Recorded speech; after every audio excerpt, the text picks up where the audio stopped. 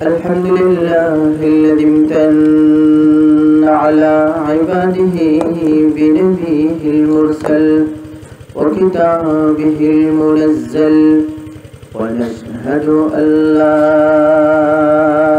إله إلا الله وحده لا شريك له لا وزير له ولا نذير له ولا مشير له ولا معين له ونشهد أن محمدا عبده ورسوله صلى الله تعالى عليه وعلى آله وأصحابه أجمعين.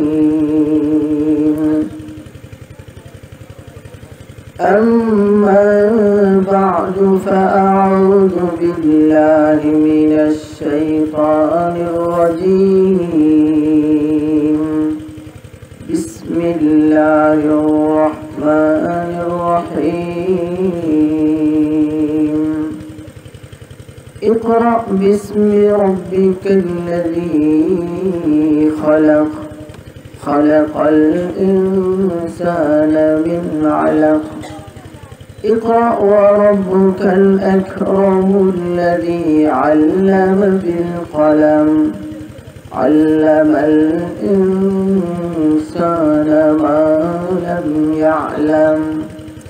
وقال النبي صلى الله عليه وسلم خيركم من تعلم القرآن وعلمه. صلى الله على سيدنا ومولانا محمد وعلى آله وأصحابه وسلم. صلى الله على سيدنا ومولانا محمد وعلى آله وأصحابه وسلم. بلغ العلا بكماله كشف الدجى بجماله حسنت جميع خصاله. صلوا عليه وآله. رہے میرا مسکن حوالی کعبہ رہے میرا مدفن دیار مدینہ. بلغ العلا بکمالہ كشف الدجى بجماله حسنت جميع خصاله. صلوا عليه وآله. محترم সভাপতি সাহেব, হযরত উলামায়ে কেরাম, উপস্থিত আমার দিন দরদি মুসলমান ভাই সহ পর্দার অন্তরালের মা ও বোনেরা, আল্লাহ রাব্বুল আলামিনের অসীম অসংখ্য শুকরিয়া। রব্বুল আলামিন মেহেরবানি করে এই ঐতিহ্যবাহী প্রতিষ্ঠানের উদ্যোগে আয়োজিত এই মুবারক মজলিসে আমাদেরকে আল্লাহ হাজির হওয়ার তৌফিক দিয়েছেন। আলহামদুলিল্লাহ। আল্লাহ রাব্বুল আলামিন এই হাজিরিকে নাজাতের জরিয়া হিসেবে কবুল করুন, আমিন। আমি আপনাদের সামনে যে কথা বলতে চাই সেটা হলো, আজকের এই মাহফিলটা হলো একটা মাদ্রাসার মাহফিল, মহিলা মাদ্রাসার উদ্যোগে আয়োজিত এই সভা। তো এই মাদ্রাসায় কি শিক্ষা দেওয়া হয় আপনারা অবশ্যই জানেন। এখানে কোরআনের শিক্ষা দেওয়া হয়। কি দেওয়া হয়? কোরআন শিক্ষা দেওয়া হয়। ভাইরা আমার, আমি আপনাদের সামনে এই কোরআনের প্রসঙ্গে যে কথা বলতে চাই সেটা হলো, কোনো বিষয় যত গুরুত্বপূর্ণ হবে ওই বিষয়ের শিক্ষাও তত গুরুত্বপূর্ণ হবে। এটাই নিয়ম, ঠিক কিনা? যে বিষয় শিক্ষা করা হচ্ছে, বিষয়টা যত গুরুত্বপূর্ণ ওই শিক্ষাও তত গুরুত্বপূর্ণ। এটাই দুনিয়ার সব ক্ষেত্রে এই সিস্টেমটা চলে। এখন আমরা দেখতে হবে এই কোরআন শিক্ষা যে দেওয়া হয়, কোরআনটা কেমন গুরুত্বপূর্ণ। যদি আমরা টের পাই কোরআনের গুরুত্ব, তাইলে অটোমেটিক আমরা কোরআন শিক্ষার গুরুত্বটাও বোঝার ব্যবস্থা হবে। কোরআনের গুরুত্ব বুঝলেই কোরআন শিক্ষার গুরুত্ব বুঝে আসবে। কোরআনের গুরুত্ব না বুঝলে কোরআন শিক্ষার গুরুত্ব বুঝে আসবে না। ভাইরা আমার, সেজন্য আগে আমরা কোরআনের গুরুত্বটা একটু লক্ষ্য করে দেখি। কোরআনের গুরুত্বটা আমি কি বুঝাবো? কোরআনের গুরুত্ব আল্লাহ নিজে কোরআনই বুঝেছেন। বলুন সুবহানাল্লাহ। ভাইরা আমার, কোরআন কেমন কিতাব, কোরআন কেমন গুরুত্বপূর্ণ কিতাব, এই বিষয়টা রব্বুল আলামিন কোরআনের মধ্যে বিভিন্ন ভাবে মানুষের সামনে তুলে ধরেছেন। ও আমার ভাই, প্রথম কথা হলো আল্লাহ তাআলা কোরআনের গুরুত্ব বোঝানোর জন্য কোরআন যিনি পাঠাইছেন তার পরিচয় জায়গায় জায়গায় কোরআনের সাথে দিয়েছেন। যেখানে কোরআন নাজিলের আলোচনা হচ্ছে, আল্লাহ ওই জায়গায় নিজের পরিচয় কোরআনের সাথে জুড়ে দিয়েছেন। বলেন সুবহানাল্লাহ। কোরআনের গুরুত্ব বোঝানোর জন্য কোরআন যিনি পাঠাইছেন নিজের আলোচনাও কোরআন নাজিলের সাথে সব জায়গায় জয়েন্ট দিয়া করতেছেন। আবার নিজের আলোচনা যে জয়েন্ট দিচ্ছেন আল্লাহ, এই আলোচনাটাও এক সিস্টেমের না, এক এক জায়গায় আল্লাহ নিজের এক এক ধরনের পরিচয় দিয়েছেন আর কোরআন নাজিলের কথা বলছেন। আল্লাহ কোরআনে এক এক জায়গায় নিজের এক এক ধরনের পরিচয় দিয়েছেন আর কোরআন নাজিলের কথাটা সাথে উল্লেখ করছেন। এই সিস্টেমে কি বুঝাইতেছেন যে কে কোরআন পাঠাইছে তাকে আগে ছিল, তাকে চিনলে কোরআনের গুরুত্ব বুঝবা, আর কোরআনের গুরুত্ব বুঝলে কোরআনের শিক্ষার গুরুত্ব বুঝবা। বলেন সুবহানাল্লাহ।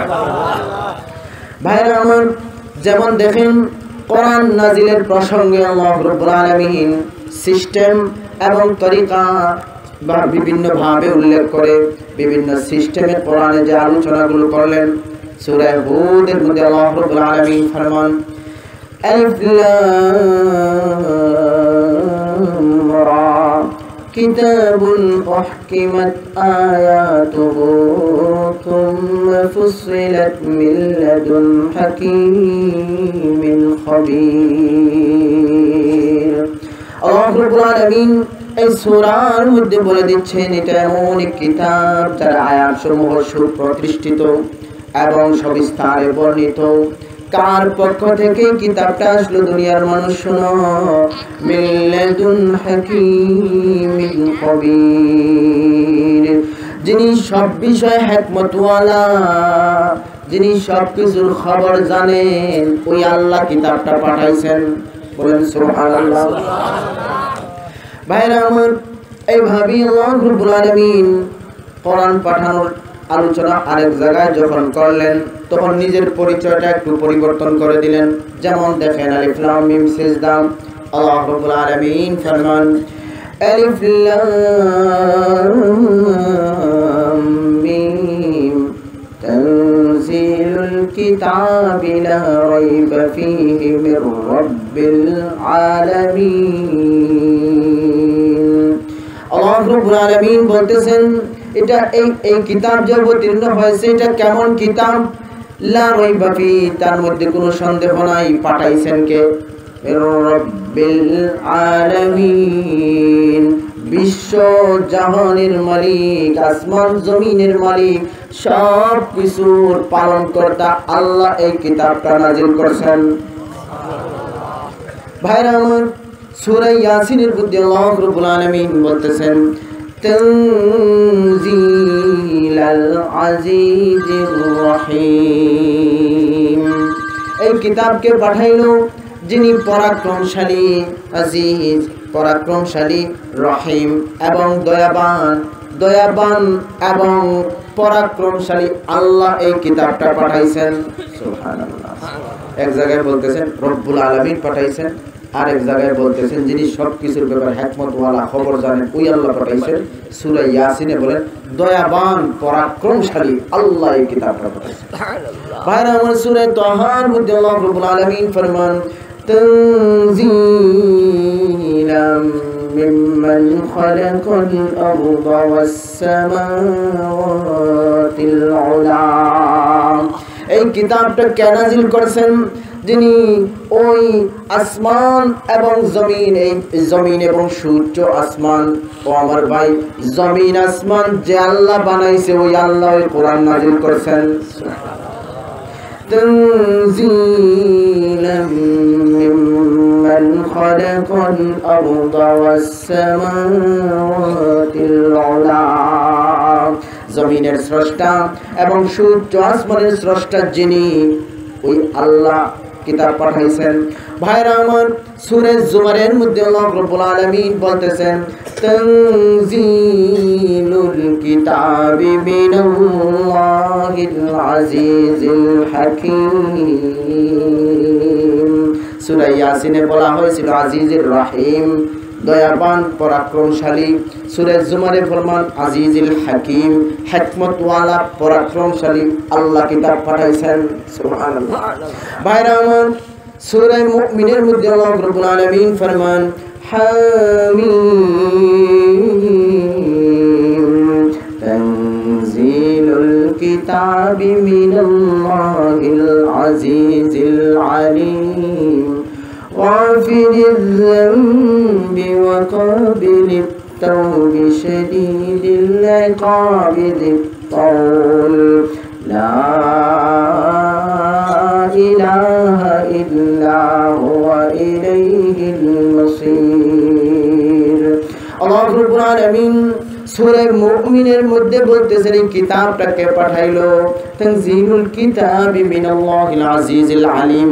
ব্যবধানটা আমি বলতে চাই, সূরা ইয়াসিনে বলেছেন আজিজুর রহিম, দয়াবান পরাক্রমশালী। সূরা জুমারের মধ্যে বলেছেন আজিজুল হাকীম, হিকমতওয়ালা পরাক্রমশালী।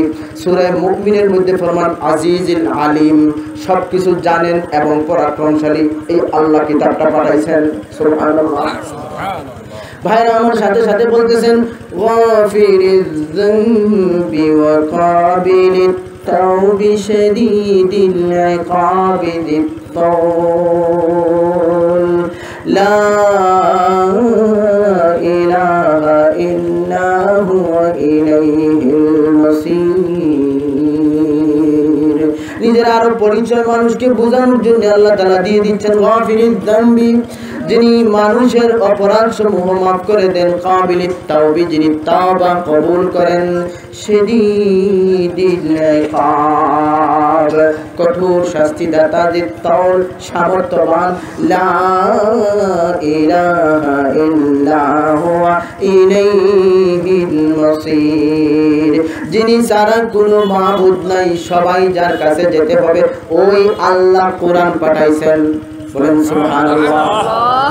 ভাইরা আমার, এইভাবে আল্লাহ রাব্বুল আলামিন কোরআনের গুরুত্ব বোঝানোর জন্য কোরআনের মধ্যে কোরআন পাঠানোর আলোচনার সাথে নিজের বিভিন্ন পরিচয় দিয়া দিয়া মানুষকে যে কথাটা বুঝাইতেছেন, কোরআন যিনি পাঠাইছেন উনাকে চিনো, তাইলে কোরআন বুঝতে পারবা। উনি কে? উনি হলেন বিশ্বজাহানের মালিক, উনি হলেন আসমান জমিনের পয়দা করনেওয়ালা, উনি হলেন সব কিছুর খবর জাননেওয়ালা, উনি গুনাহগারের গুনাহ মাফ করেন, উনি তওবা কবুল করেন, উনি খুব শক্তিশালী আর কঠোর শাস্তিও দিতে পারেন। সবাই তোমরা তার কাছে যেতে হবে, ওই আল্লাহ কোরআনটা পাঠাইছে। ভাইরা আমার, এত শক্তিশালী, এত বিরাট শক্তিশালী রব্বুল আলামিনের পক্ষ থেকে যখন এই কিতাবটা দেওয়া হলো, যার যে লেখক যত বড় হয়, যার মাধ্যমে যে কিতাব লেখা হয়, এই লেখকের শক্তির সাথে কিতাবের শক্তির সম্পর্ক হয়। ভাইরা আমার, যে যত বড় শক্তিশালী হবে তার কিতাবও তত শক্তিশালী হবে। ও আমার ভাই, আল্লাহ বুঝাইয়া দিলেন আল্লাহ সবচেয়ে শক্তিশালী, বিশ্বজাহানের মালিক। সুতরাং মানুষ মেনে নিতেই হবে সবচেয়ে বড় শক্তিশালী যখন আল্লাহ, তাইলে আল্লাহর কিতাব কোরআনও সবচেয়ে বড় হবে, সন্দেহ নাই। ঠিক কিনা ভাইরা আমার? সেই জন্য আল্লাহ কোরআন সামনে দিয়ে দুনিয়ার মানুষকে ডাক দিয়েছেন, আসো এই শক্তির মোকাবেলা পারলে করো। লা রাইবা ফি, সন্দেহ নাই ঘোষণা দিয়ে দিলাম, আসো তো দেখি কেউ এই কিতাবের মধ্যে কোনো ধরনের সন্দেহ বের করতে পারো কিনা, কেউ মোকাবেলা করতে পারো কিনা।